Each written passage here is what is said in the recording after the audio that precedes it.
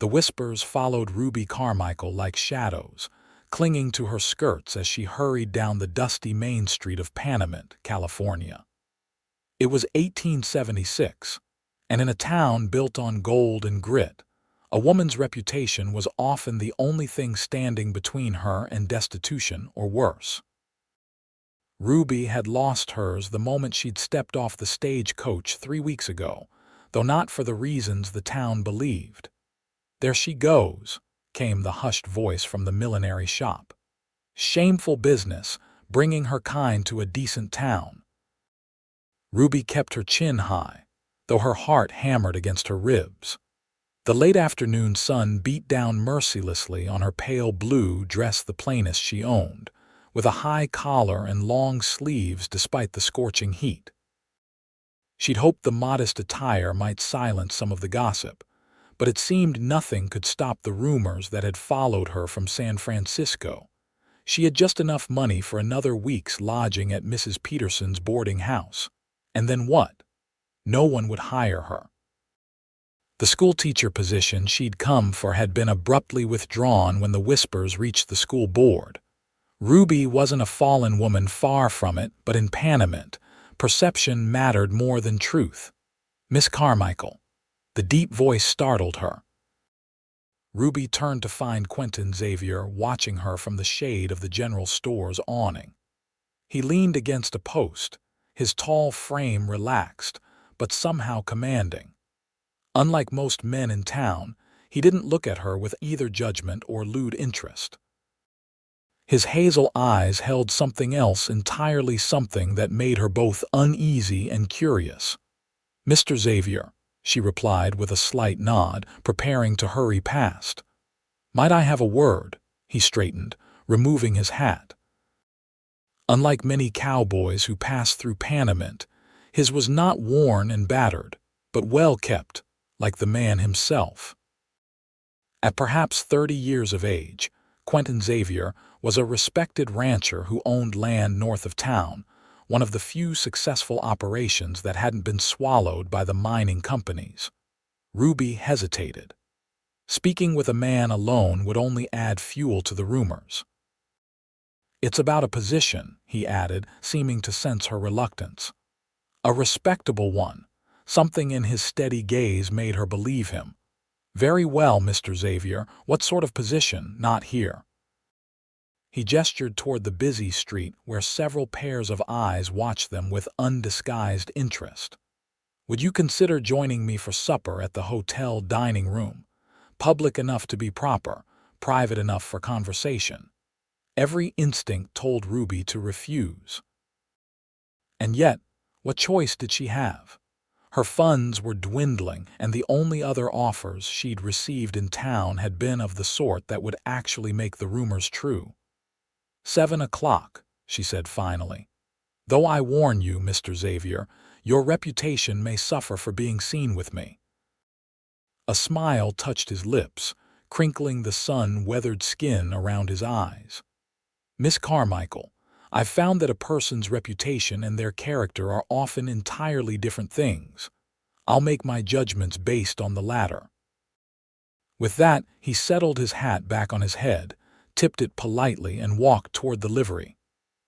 Ruby watched him go, wondering if she'd just made a terrible mistake or found her salvation in this harsh, unforgiving place. At precisely 7 o'clock, Ruby entered the hotel dining room. She'd changed into her second-best dress, a sage green that brought out the flecks of amber in her eyes. Her chestnut hair was swept up in a simple but elegant style, adorned only with a mother-of-pearl comb that had belonged to her mother. She carried herself with dignity, though her stomach twisted with anxiety. The room fell silent as she entered, conversations halting mid-sentence. Then came the inevitable whispers, the sidelong glances, the barely concealed sneers from the respectable women of Panamint. Quentin Xavier stood as she approached his table by the window. Unlike the other patrons, he seemed completely at ease, as if dining with the most scandalous woman in town was an everyday occurrence. "Miss Carmichael," he said, pulling out her chair. Thank you for coming. Ruby sat, acutely aware of the eyes boring into her back. I confess, Mr. Xavier, curiosity got the better of me. A waiter approached, his expression carefully neutral as he took their orders. When he departed, Quentin leaned forward slightly. "I'll come straight to the point," he said. "I need someone to teach my sister." Ruby blinked, taken aback. "Your sister?" "Yes, Caroline is 16. Our parents passed 5 years ago, leaving me as her guardian. I've done my best, but she needs a proper education: reading, writing, mathematics, history. All the things a young lady should know. But surely you're aware." Ruby lowered her voice. "Surely you've heard what they say about me." His expression remained impassive. "I've heard plenty. What I haven't heard is your side of the story." The waiter returned with coffee, and Ruby used the interruption to gather her thoughts. When they were alone again, she met Quentin's gaze directly. "I came to Panamint because I saw an advertisement for a schoolteacher. I have experience. I taught for 3 years in San Francisco at a girls' academy. But shortly before I arrived, someone from my past recognized my name in correspondence with the school board. This person spread lies about my character and my profession in San Francisco." "And what was your profession?" "I was a teacher, Mr. Xavier, nothing more. The man who destroyed my reputation did so out of spite because I refused his advances." She set her cup down with a slight tremor. "He was married to the headmistress." Quentin considered this, his expression thoughtful rather than shocked. "And rather than face his own shame, he transferred it to you." "Precisely." Ruby felt a strange relief at finally speaking the truth aloud. "By the time I arrived in Panamint, the position had been given to someone else, and my reputation was in tatters. That explains why you haven't simply left town. I spent nearly everything I had on the journey here. I have enough for perhaps another week's lodging, and then—" She didn't finish the sentence. They both knew what happened to women with no money and no prospects in towns like this. Their meal arrived: simple fare of roast beef, potatoes, and green beans. They ate in silence for a few moments before Quentin spoke again. "The position I'm offering would include room and board at my ranch, the Double X. It's about 5 miles north of town.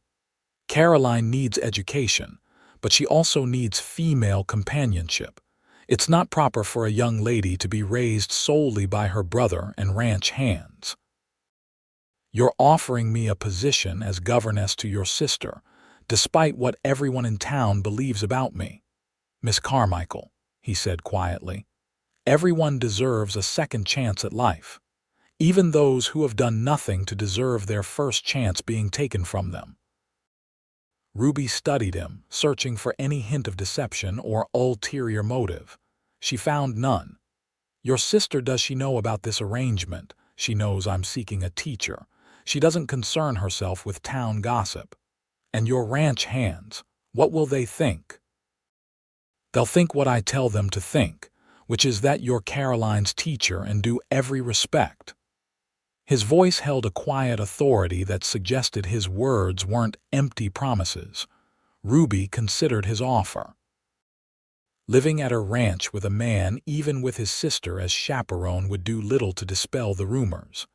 But it would give her shelter, purpose, and perhaps enough time to save money and move on to another town, one where she could start fresh. "When would you want me to start?" "Tomorrow, if possible. I have a wagon in town for supplies. We could collect your things and leave after breakfast." It was happening so fast, too fast perhaps, and yet what real choice did she have? "Very well, Mr. Xavier, I accept your offer on one condition." His eyebrow raised slightly. "Which is?" "That you promise to be honest with me always, as I will be with you. If at any point you find my services unsatisfactory, or if my presence causes problems for you or your sister, you'll tell me directly." Quentin nodded, a hint of approval in his expression. Agreed. And I expect the same courtesy from you. Then we have a deal. Ruby extended her hand across the table. After a moment's hesitation, Quentin took it. His hand was warm and calloused, a working man's hand, but his grip was gentle. Something passed between them in that brief contact, something Ruby couldn't name but felt deep in her chest. A deal, Miss Carmichael. As they finished their meal, the whispers around them continued, but for the first time since arriving in Panamint, Ruby found she could almost ignore them. Tomorrow she would leave this place of judgment and scorn. Whether she was trading it for something better remained to be seen, but one thing was certain: Quentin Xavier was unlike any man she'd ever met. True to his word, Quentin arrived at Mrs. Peterson's boarding house the following morning just after 9. Ruby had already packed her 2 small trunks and settled her account with the landlady, who made no effort to hide her relief at Ruby's departure. "Good riddance," the older woman muttered as Ruby descended the stairs for the last time. "Running a respectable house, not a Mrs. Peterson." Quentin's voice cut through the woman's tirade. He stood in the doorway, hat in hand, his tall frame blocking the morning sunlight. "I trust you've treated Miss Carmichael with the courtesy due any paying guest." The landlady's mouth snapped shut, her face flushing. "Mr. Xavier, I didn't realize. That is, I wasn't expecting. My wagon's outside. I'll take Miss Carmichael's trunks." He moved past the flustered woman and took both of Ruby's trunks as if they weighed nothing, carrying them out to the waiting wagon. Ruby followed, holding her head high as she passed Mrs. Peterson, who now looked thoroughly confused about whether to maintain her disdain or defer to one of the area's most respected ranchers. Outside, several townspeople had stopped to stare at the unexpected scene. Ruby ignored them as she allowed Quentin to help her onto the wagon seat. "People will talk," she said quietly as he climbed up beside her. "People always talk," he replied, taking up the reins. "It's what they do when they're not doing anything useful." The wagon pulled away from the boarding house, and Ruby felt a strange mixture of relief and apprehension. She was leaving the judgment of Panamint behind, but heading into an unknown situation with a man she barely knew. As they traveled north out of town, the landscape opened up before them, rolling hills dotted with scrub brush and occasional stands of pine where the elevation rose. The road followed a meandering creek, its banks lined with cottonwoods and willows providing welcome shade. "It's beautiful country," Ruby remarked, breaking the silence that had settled between them. "It can be harsh," Quentin replied, "but yes, beautiful in its way." "Different from San Francisco, I imagine." "Very. Though I grew up in a small town in Missouri, so the city was as foreign to me as this desert." He glanced at her with interest. "What brought you all the way to California?" "The same thing that brings most people west, I suppose. Opportunity. A chance to make my own way." Ruby watched a hawk circling overhead. "My parents died of influenza when I was 17. I had an aunt in San Francisco who took me in. She arranged for my education and helped me secure my teaching position. And your aunt now passed away last year." Ruby's throat tightened at the memory. "She was the last family I had." Quentin nodded, understanding in his silence. After a moment he said, "Caroline will be glad for your company. It's been difficult for her growing up without a mother or other women around." "Tell me about her," Ruby said, genuinely curious about the girl who would be her charge. A fond smile softened Quentin's features. "She's bright, too bright for her own good sometimes. Stubborn as a mule. Loves books and horses in equal measure. She can ride as well as any of my hands and has opinions on everything from cattle breeding to politics." Ruby couldn't help smiling. "She sounds like a handful." "That's putting it mildly," he chuckled. "Our parents were educated people. They moved west for my father's health. The dry air was supposed to help his lungs. They brought their books and ideas with them. Caroline was reading Shakespeare by the time she was 12. And what does she think of having a governess at 16? Quentin's expression grew more serious. She understands the necessity. I've done my best, but there are things a young woman should learn that I can't teach her. And truth be told, she's lonely. The nearest ranch with a family is 20 miles away. They fell silent again as the wagon climbed a gentle slope. At the crest, Quentin pulled the horses to a stop. There it is, he said. The double X. Below them stretched a verdant valley, emerald green against the tawny hills surrounding it. A creek larger than the one they'd been following cut through the center, feeding lush pastures where cattle grazed. Near the creek stood a substantial ranch house built of timber and stone, with several outbuildings arranged nearby. A corral held horses, and in the distance, Ruby could see the tiny figures of men working with the herds. "It's impressive," she said, genuinely awed by the scope of the operation. "You've built all this yourself." "My father started it. I expanded it after he passed." There was quiet pride in his voice. "We run about 2,000 head of cattle now, employ 15 men year-round, more during roundup and branding." The wagon began its descent into the valley. As they drew closer, Ruby could see details of the ranch house: a wide porch wrapping around two sides, curtains at the windows, a garden plot to one side. It looked well kept and homey despite its isolation. A girl appeared on the porch as they approached, tall and slender, with the same chestnut hair as her brother, though hers hung in a thick braid down her back. She shaded her eyes against the sun, watching their approach with evident curiosity. "That's Caroline," Quentin said unnecessarily. He brought the wagon to a stop in front of the house.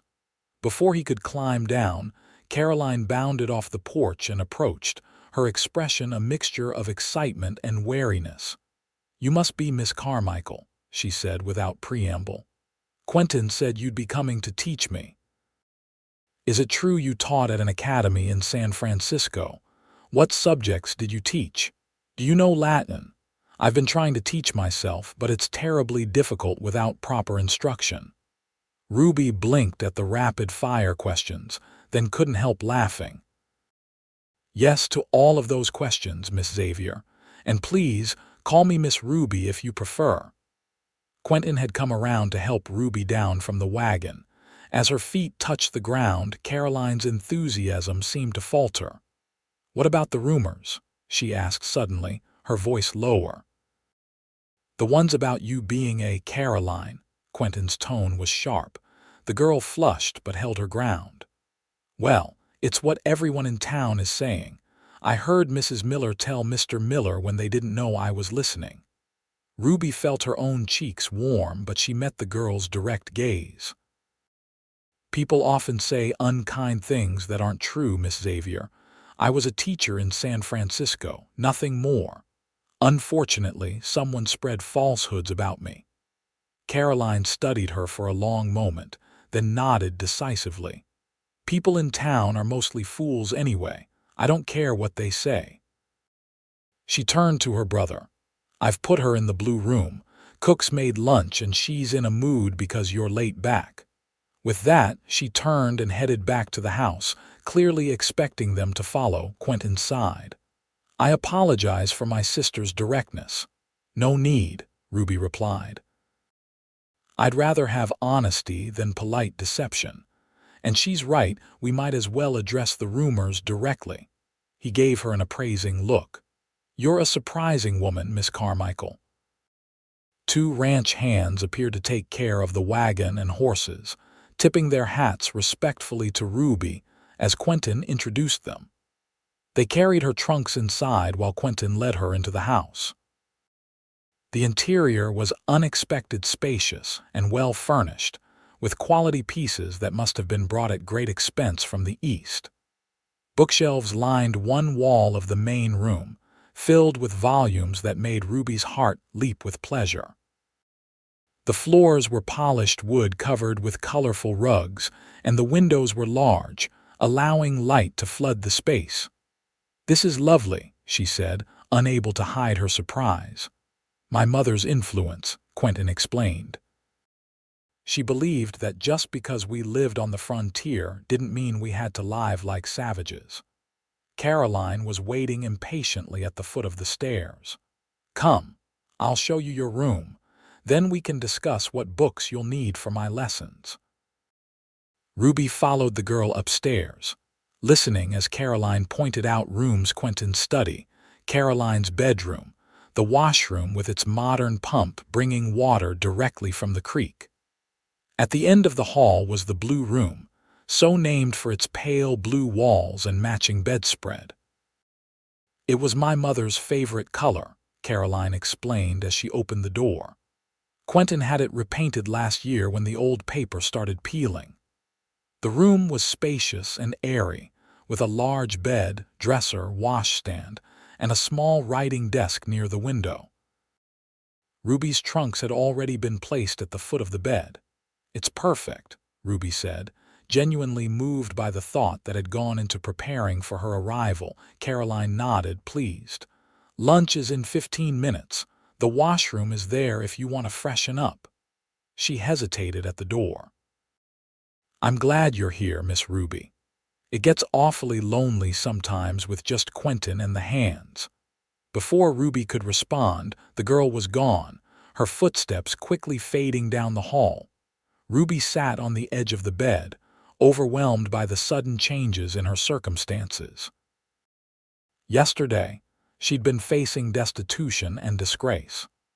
Today, she had a position, a beautiful place to live, and people who seemed willing to look beyond rumors to see her true character. For the first time since arriving in California, she allowed herself to hope that perhaps things might turn out all right after all. The next few weeks established a routine that Ruby found unexpectedly satisfying.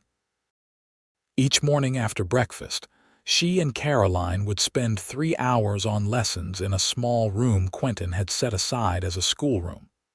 The girl was indeed bright and eager to learn, though her education had been somewhat haphazard.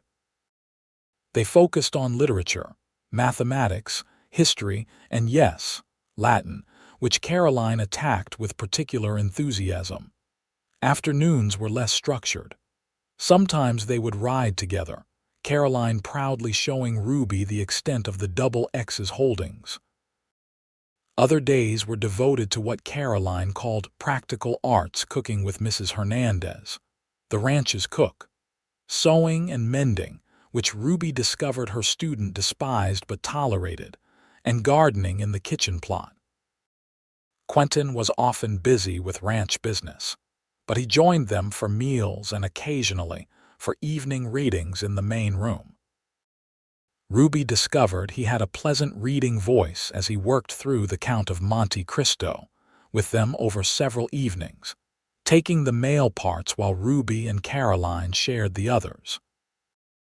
It was during these quiet evenings that Ruby found herself watching Quentin when he wasn't aware, the way his brow furrowed slightly when he concentrated, the unexpected gentleness in his hands as he turned pages, the quiet authority he carried without seeming to be aware of it. He was different from the men she'd known in San Francisco, more direct, less concerned with social niceties, yet unfailingly respectful. One evening, about a month after her arrival, Ruby was sitting on the porch watching the sunset paint the western sky in brilliant oranges and pinks. The day had been particularly hot, but now a cool breeze was stirring, bringing relief and the scent of sage from the surrounding hills. She heard footsteps and turned to find Quentin approaching with 2 glasses of lemonade. He handed one to her and took the chair beside her. "Caroline's turned in early," he said. "Said she has a headache, though I suspect she's just deeply engrossed in that new book you gave her." Ruby smiled. "Probably. She's determined to finish it before our literature lesson tomorrow." They sat in companionable silence for a while, sipping their drinks and watching the colors deepen in the sky. "You've been good for her," Quentin said eventually. "I've seen a change in her these past weeks. She's a remarkable young woman. You've done well raising her." He shook his head slightly. "I've done my best, but it's not been enough. She needs more than I can give her a future beyond this ranch. What do you envision for her? That's for her to decide, but I want her to have choices, real ones. Not just marrying the first suitable man who comes along because that's what's expected." He looked at Ruby directly. "What would you have done if San Francisco had worked out as you planned?" Ruby considered the question. "I would have continued teaching, I suppose. Eventually, I might have advanced to headmistress, or perhaps married if I'd met the right person. And now," she looked out at the darkening landscape, "now I'm grateful for each day, for shelter and purpose and—" she hesitated. "And for being seen as who I truly am, not who others believe me to be." Quentin was quiet for a long moment. "Ruby," he said finally, using her given name for the first time, "there's something you should know." Her heart quickened at his tone. "Yes." "I received a letter from the school board in Panamint yesterday. The teacher they hired instead of you has left, married a minor, and moved to Nevada. They've offered you the position." Ruby stared at him, stunned. "But the rumors—" "Apparently, several town council members' wives have had second thoughts since seeing you with me and Caroline. Your association with the Xavier name seems to have rehabilitated your reputation somewhat." His expression was unreadable in the gathering darkness. "I told them I would pass along the offer." "I see." Ruby felt a strange disappointment settle in her chest. Of course, he would want her to take the position. It would free him from the obligation of housing her, from the potential scandal of having her living under his roof. "When would they want me to start?" "The new term begins in 2 weeks." 2 weeks. After nearly losing everything, she was being offered exactly what she'd come to Panamint for in the first place. It should have filled her with joy, but instead she felt hollow at the thought of leaving the XX, leaving Caroline's eager mind and Quentin's quiet strength. "It's a good opportunity," she said carefully. "Steady employment, a chance to clear my name completely." "Yes." Quentin's voice was equally measured. "It is. And yet—" The words escaped before she could stop them. "And yet," Ruby turned to face him, though his features were now just shadows in the twilight, "I've come to care for Caroline very much. The thought of leaving her education half-finished troubles me. Just Caroline's education." There was something in his voice, a tension, a question beneath the question. Ruby's heart pounded as she gathered her courage. "No," she admitted softly, "not just that." Quentin set his glass aside and leaned forward, his elbows on his knees. "Ruby, I won't presume to influence your decision. The position in town would give you independence, security, things every woman should have. Yes, it would. But if you were inclined to stay—" He paused, seeming to search for words. "If you found reasons to remain at the XX, I want you to know you would always have a home here."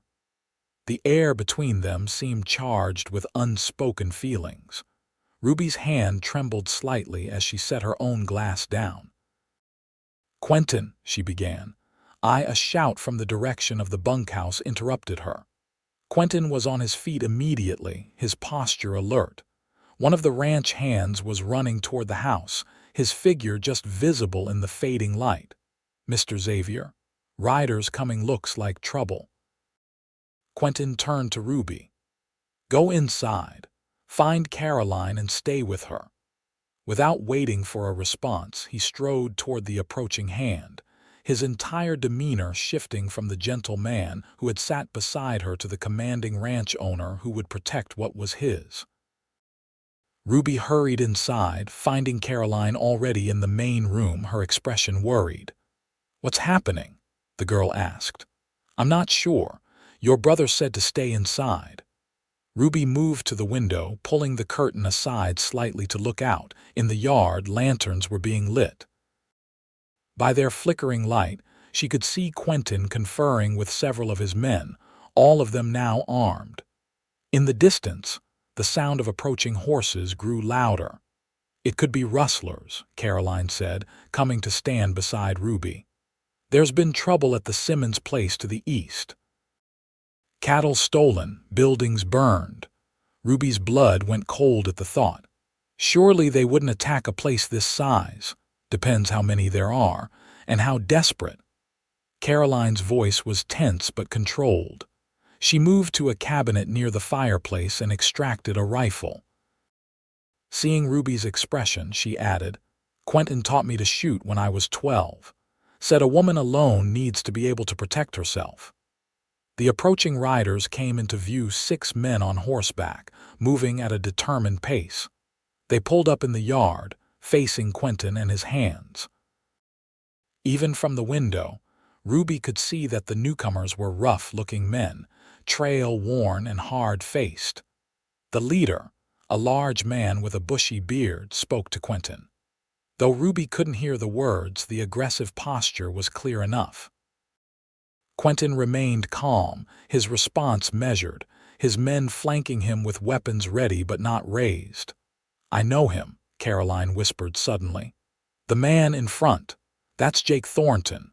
He used to work for Quentin until he caught him stealing." The conversation in the yard was growing heated. Thornton gestured angrily, pointing toward the house. To Ruby's horror, she realized he was pointing directly at the window where they stood. "Get back," she told Caroline, pulling the girl away from the window just as Quentin's voice rose loud enough to hear. "That's enough, Thornton. You've been told to leave. Do it now before this gets ugly. You're harboring a whore, Xavier." The man's coarse shout carried clearly. "Town's talking about how you've got her living here, playing governess while warming your bed. Ain't proper." Ruby's face burned with humiliation. She glanced at Caroline, expecting to see disgust or shock, but the girl's expression held only anger. "How dare he?" Caroline hissed. "As if Quentin would ever, as if you would." "It's all right," Ruby said, though it wasn't.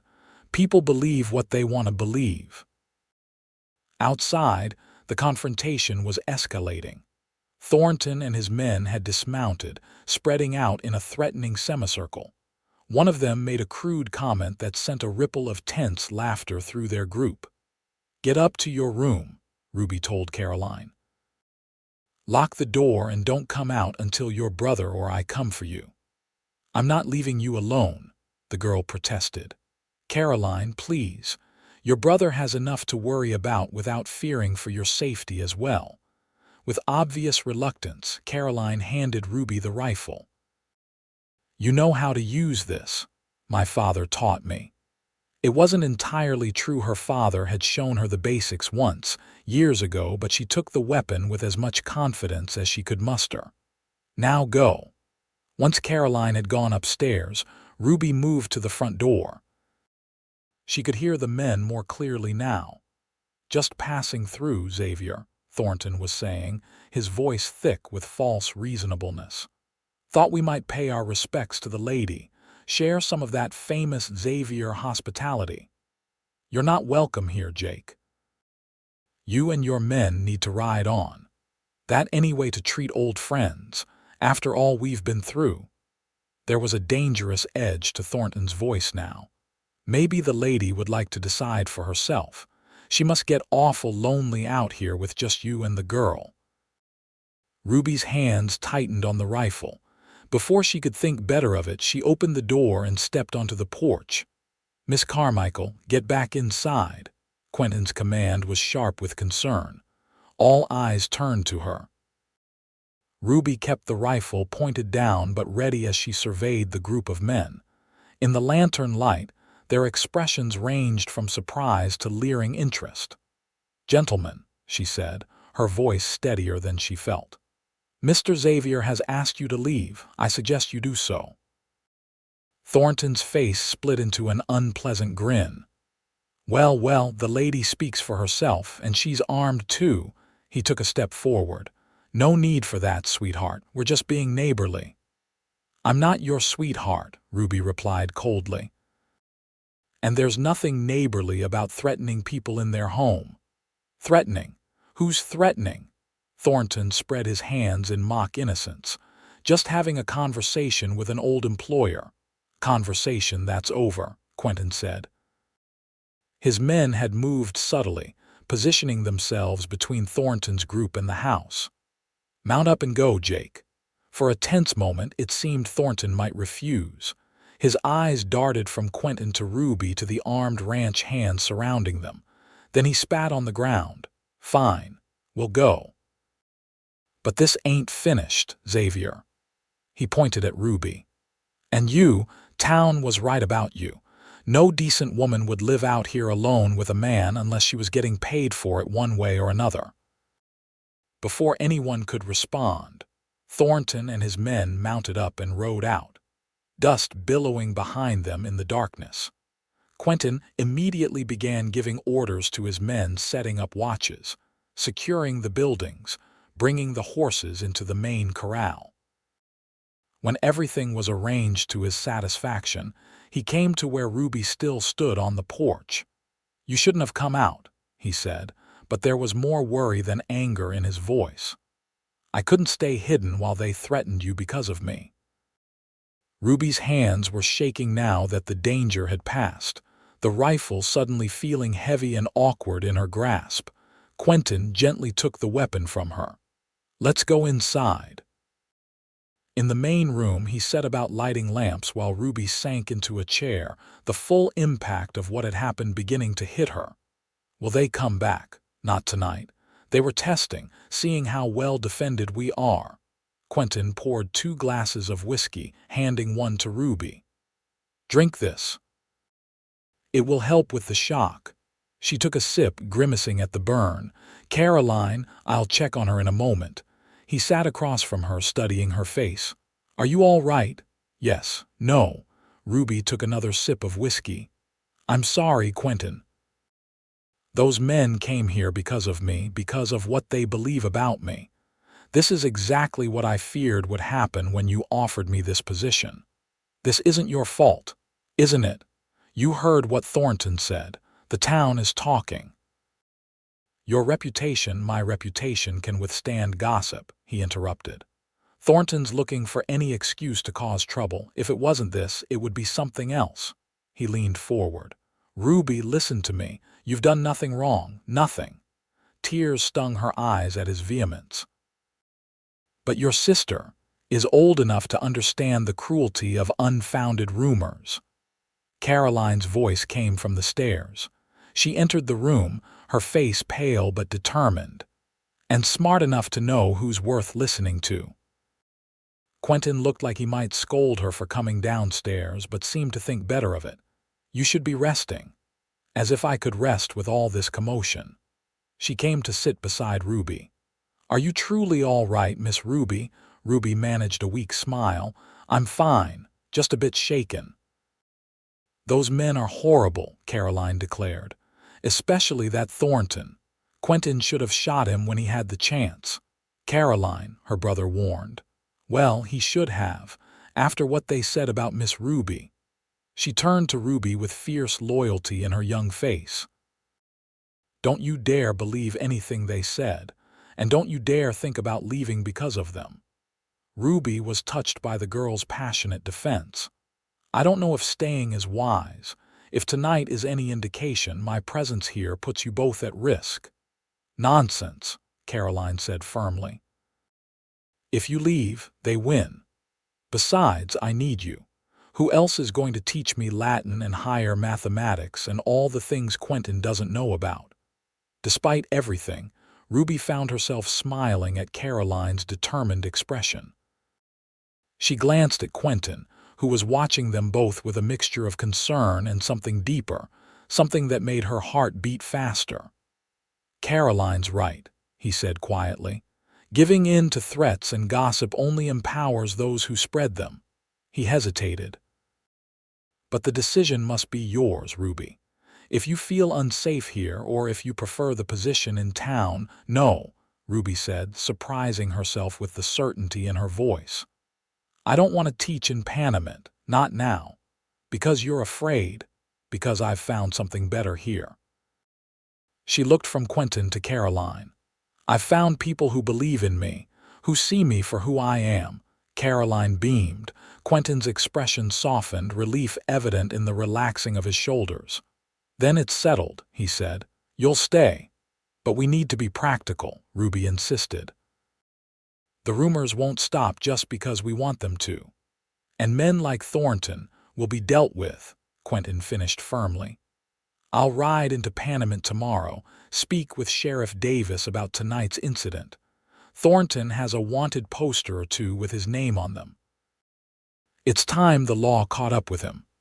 Caroline yawned suddenly, the excitement of the evening catching up with her. Bed, Quentin said, his tone brooking no argument. It's late, and tomorrow will be soon enough to worry about all this. With only token protest, Caroline bid them both good night and returned upstairs.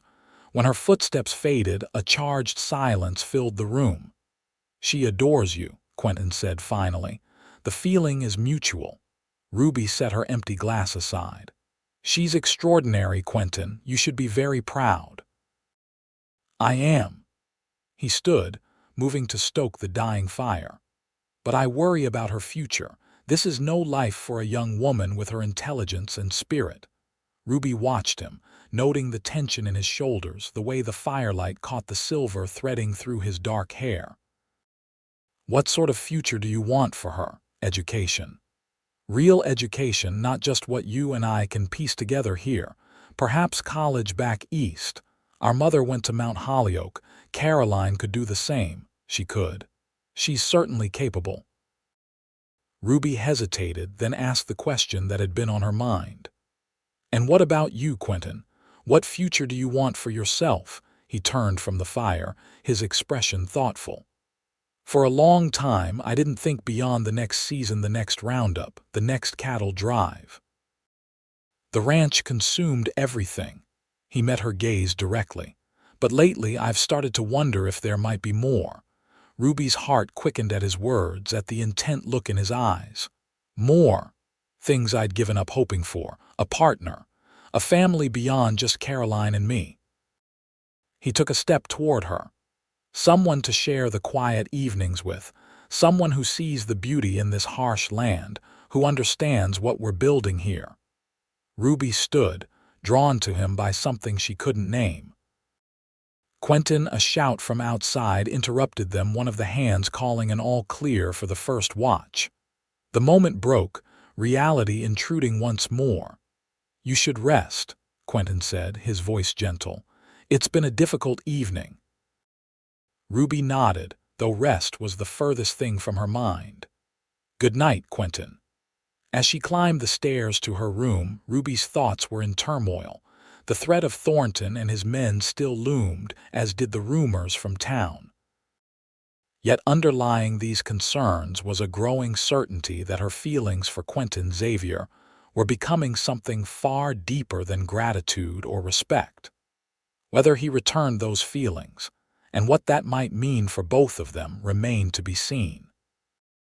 The next morning, Quentin rode into Panamint as promised, leaving the ranch under the watchful eyes of his foreman and with extra men patrolling the boundaries. Ruby tried to maintain a sense of normalcy by continuing Caroline's lessons, but both of them were distracted, glancing frequently toward the window as if expecting trouble to appear on the horizon. You think they'll come back? Caroline asked during a break in their mathematics lesson. Ruby considered how to answer honestly without frightening the girl. I think your brother and his men will be ready if they do. Caroline nodded, accepting this. Quentin's the best shot in the county, and Mr. Floor is our foreman. He used to scout for the army. They won't catch us unaware. No, they won't, Ruby agreed, hoping it was true. Now, shall we return to these equations, or would you prefer to move on to literature? Literature, please. I can't concentrate on numbers today. They had just opened their copy of Jane Eyre when the sound of hooves announced riders approaching. Both rushed to the window, relief washing over them when they recognized Quentin at the head of a small group that included Sheriff Davis and 2 deputies. By the time they reached the porch, the men were dismounting. Quentin's expression was grim but satisfied as he introduced Ruby and Caroline to the sheriff. "Miss Carmichael," Sheriff Davis said, tipping his hat. "Mr. Xavier has informed me of last night's disturbance. I'd like to get your account as well, if you don't mind." Ruby described the encounter with Thornton and his men, careful to include every detail she could recall. The sheriff nodded, making occasional notes in a small book. "Thornton's been causing trouble all over the county," he said when she'd finished. "Rustling, extortion worse. We've been after him for months, but he keeps moving around, staying just ahead of us." "And now?" Quentin asked. "Now we have witnesses to direct threats against you and Miss Carmichael. That's enough for me to put together a posse, track him down properly." The sheriff tucked his notebook away. "In the meantime, I've stationed my deputies at key points around your property. They'll stay until we've got Thornton in custody." Ruby felt a surge of relief, quickly followed by shame that her presence had created such a situation. As if reading her thoughts, Sheriff Davis added, "Miss Carmichael, Mr. Xavier has explained your circumstances to me. For what it's worth, I never believed those rumors about you. My wife was most distressed when the school board withdrew their offer to you." "Thank you, Sheriff," Ruby said, surprised by his support. "That means a great deal." The sheriff and his men stayed for a meal prepared by Mrs. Hernandez before heading out to begin their search for Thornton. As they rode away, Quentin turned to Ruby. "The sheriff wasn't the only one I spoke with in town," he said. "I visited Reverend Collins as well." Ruby raised her eyebrows, curious. The Reverend was known for his strict moral views. "Oh," I explained the situation. "Your situation." He was skeptical at first, but eventually came to understand the injustice that's been done to you. Quentin hesitated. "He's agreed to speak to his congregation on Sunday about the dangers of bearing false witness." Tears pricked at Ruby's eyes. No one had ever stood up for her like this, not even in San Francisco, where her defenders had been few and ineffective against the headmaster's accusations. "You didn't have to do that," she said softly. "Yes, I did." Quentin's gaze was steady. "You deserve to have your name cleared, Ruby, and I." He glanced at Caroline, who was pretending not to listen while obviously hanging on every word. "Perhaps we could discuss this further in private, of course." Ruby's pulse quickened at his tone. "After dinner, perhaps," he nodded, a hint of a smile touching his lips. "After dinner." The rest of the day passed in a strange mixture of tension and anticipation. The presence of the deputies provided security, but everyone remained watchful. Caroline was sent to bed early despite her protests, and finally, Ruby found herself alone with Quentin in the main room, the lamp turned low, a comfortable fire burning despite the warm evening. "You must be tired," Quentin said, pouring them each a small glass of brandy. "It's been an eventful 2 days. Actually, I feel more alert than I have in months." Ruby accepted the glass, their fingers brushing momentarily. "Perhaps it's knowing that something is finally being done about Thornton, or about the rumors." Quentin sat across from her, his expression serious. "Ruby, there's something I need to ask you, something important." Her heart seemed to stop, then race forward. "Yes, the position in town, the teaching position, I want you to take it." Of all the things she'd expected him to say, this was the last. Ruby felt as though she'd been struck. "What?" "Hear me out," he said quickly, seeing her expression. "I've given this a lot of thought. As long as you live here under my roof, the rumors will continue. Your reputation will never be fully restored." "I don't care about that," Ruby protested. "Not anymore. But I do." Quentin leaned forward, his gaze intense. "I care very much about what people say about you, about how they treat you." "Why?" The question was barely audible. "Because I love you." The simple declaration hung in the air between them. Ruby stared at him, unable to speak, her heart pounding so hard she was sure he must hear it. "I love you," he repeated, his voice gaining strength. "And I want to marry you, but not while these rumors persist, not while people might think you had no choice or that our relationship was inappropriate from the beginning." "Marry me," Ruby finally found her voice. "Quentin, are you certain? We've known each other such a short time, and I don't bring anything to such a match." He moved from his chair to kneel before her, taking her hands in his. "You bring everything. Intelligence, courage, kindness. Caroline adores you. The ranch has felt more like a home since you arrived than it has in years." His thumbs traced circles on her palms. "As for the time, some people spend decades together and never truly know each other. I feel I've known you all my life." Tears spilled down Ruby's cheeks. "I love you too," she whispered. "I think I have since that first night at the hotel when you said everyone deserves a second chance." His smile was radiant. "Then you'll marry me?" "Yes." "But I don't understand, why do you want me to take the teaching position if we're to be married?" "Because I want to court you properly." He brought her hands to his lips, kissing each one tenderly. "I want the town to see you as the respectable teacher you are. I want to call on you in town, take you to dinner, attend church together. I want to silence the rumors not by hiding you away, but by showing everyone exactly who you are and how much I cherish you." The thought was breathtaking in its simplicity and its rightness. "And Caroline, who will continue her education. She can attend your school in town. We'll keep a small house there for the three of us during the school year. Summers and holidays we'll spend at the ranch." He smiled ruefully. "I've thought of everything, you see. I've had little else on my mind these past weeks."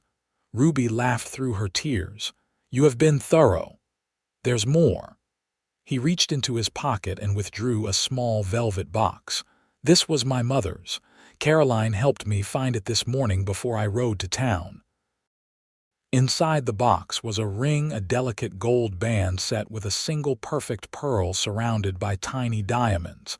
It was elegant and understated, exactly what Ruby would have chosen for herself. "It's beautiful," she breathed as he slipped it onto her finger. "Like you." Quentin rose, drawing her to her feet and into his arms. "May I kiss you, Miss Carmichael?" "As your betrothed," in answer, Ruby lifted her face to his.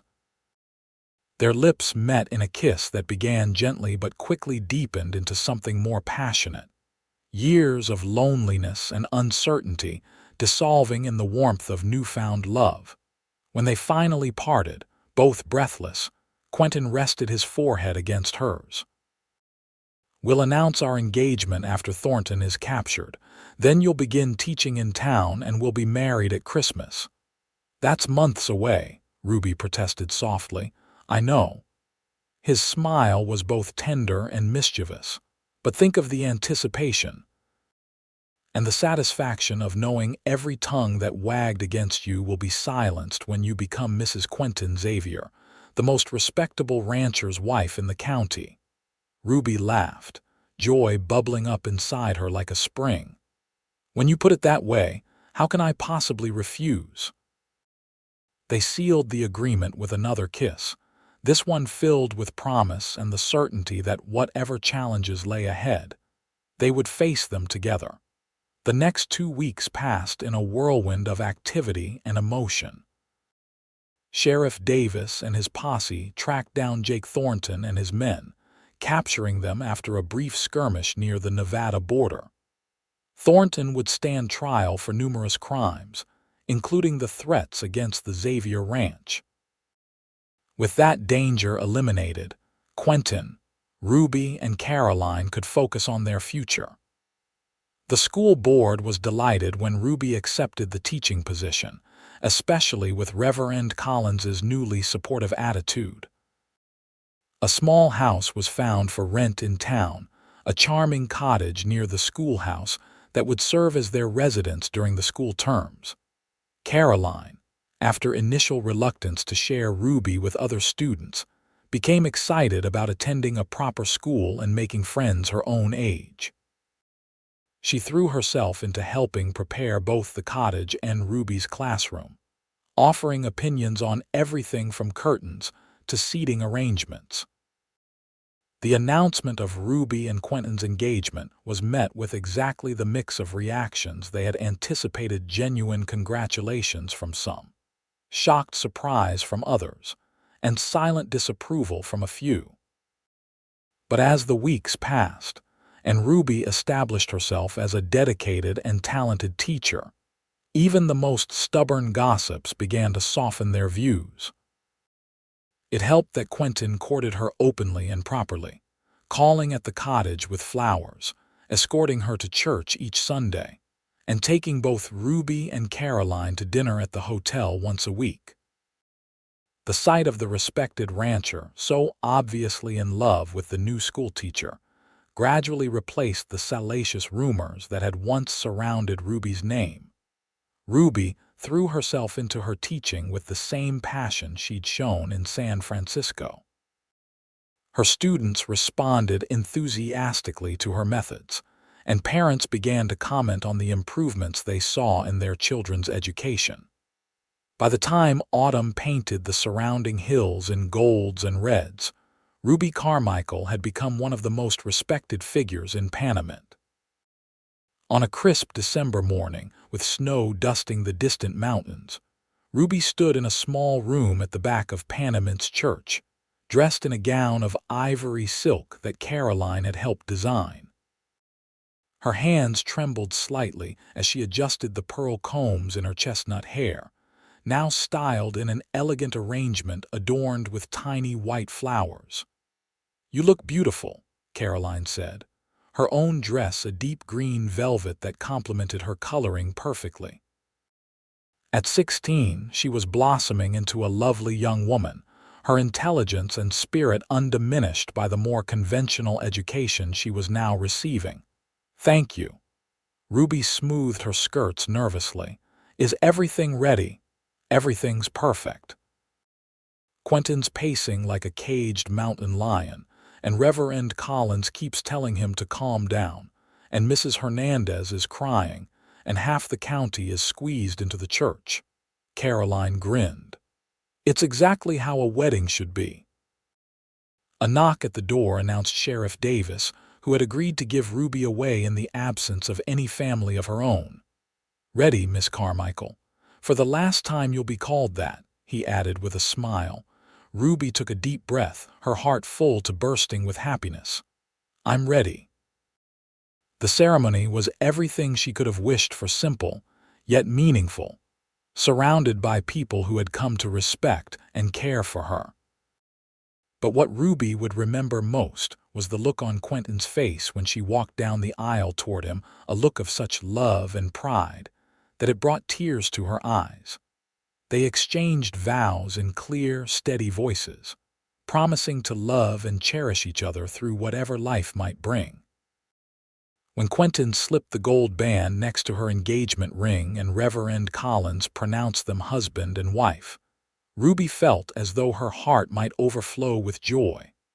The reception at the hotel was a festive affair, with music and dancing and enough food to feed the entire town. Ruby danced with her new husband, with Sheriff Davis, and with several of the ranch hands who had become like family to her. She watched with misty eyes as Quentin waltzed with Caroline, the love between brother and sister evident in every step. Late in the evening, as the celebration continued around them, Quentin led Ruby out onto the hotel's balcony. The night was clear and cold, stars scattered like diamonds across the velvet sky. "Happy, Mrs. Xavier?" he asked, wrapping his arms around her from behind, completely. Ruby leaned back against his chest, savoring his warmth. "I never imagined I could be this happy." "Nor I." He pressed a kiss to her temple. "When I first saw you in Panamint, hurrying down the street with your chin held high despite the whispers, I thought you were the bravest person I'd ever seen." "I was terrified," Ruby admitted. "My world was falling apart around me. And now," she turned in his arms to face him, "now I have everything I never dared to dream of, a husband I adore, a sister in Caroline, work that fulfills me, a community that respects me." She traced the line of his jaw with gentle fingers. "Love that I can trust." Quentin captured her hand, kissing her palm. "I will spend the rest of my life making sure you never regret taking a chance on me on us." "I could never regret it." Ruby raised herself on tiptoes to kiss him, a kiss full of promise for their future together. "Everyone deserves a second chance at life, remember? You gave me mine." His eyes, warm in the starlight, held hers. "And you gave me mine." They returned to the celebration hand in hand, surrounded by well-wishers and the knowledge that whatever challenges the future might hold, they would face them together: the schoolteacher, whose reputation had been restored, and the rancher who had seen beyond rumors to the woman she truly was. 5 years later, Ruby Xavier stood on the porch of the Double X ranch house, watching her husband and son return from their morning ride. 4-year-old Thomas sat proudly on his own pony, his back straight, small hands confident on the reins just as Quentin had taught him. Behind them rode Caroline, now 21 and home from her second year at Mount Holyoke College, her education funded by the ranch's increasing prosperity. "Mama," Thomas called, spotting her. "Papa let me lead the way through the whole north pasture, did he now?" Ruby smiled, shading her eyes against the morning sun. "And I suppose you counted all the new calves too?" 27. The boy's face shone with pride as Quentin lifted him from the saddle. The moment his feet touched ground, he ran to Ruby, throwing his arms around her legs. "And Papa says when the baby comes, I can teach her to ride too." "Her?" Ruby raised an eyebrow at her husband, who dismounted with easy grace despite his 40 years. "So certain it's a daughter, are you?" Quentin grinned, coming to place a hand on her rounded belly. "Just a feeling." Caroline joined them, her cheeks flushed from the ride. "The creek's running high with the spring melt. The south pastures will have excellent grazing this year." "Always the practical one," Quentin teased his sister. 4 years at that fancy college, and still you come home talking about grazing conditions. "One can appreciate Shakespeare and cattle simultaneously," Caroline retorted with dignity. "Besides, someone needs to think practically in this family." Ruby laughed, her heart full as she looked at the 3 people she loved most in the world. Life had taken her on an unexpected journey, from the respectable academy in San Francisco to the whispers of Panamint, to this a family and home built on love, trust, and second chances. Panamint itself had changed too. The small mining town had grown into a proper community with a bank, a new school building where Ruby still taught 3 days a week, and even a small hospital. Ruby and Quentin were respected citizens, their past troubles long forgotten in the face of their contributions to the town's development. As the family moved inside for breakfast, Ruby paused in the doorway, remembering that first evening when Quentin had told her everyone deserved a second chance at life. How right he had been, and how fortunate she was that he had been brave enough to offer her one when no one else would. "Coming, love?" Quentin asked, noticing her hesitation. Ruby smiled, taking his outstretched hand. "Yes," she said, stepping over the threshold into the warmth of their home. "I'm right where I belong."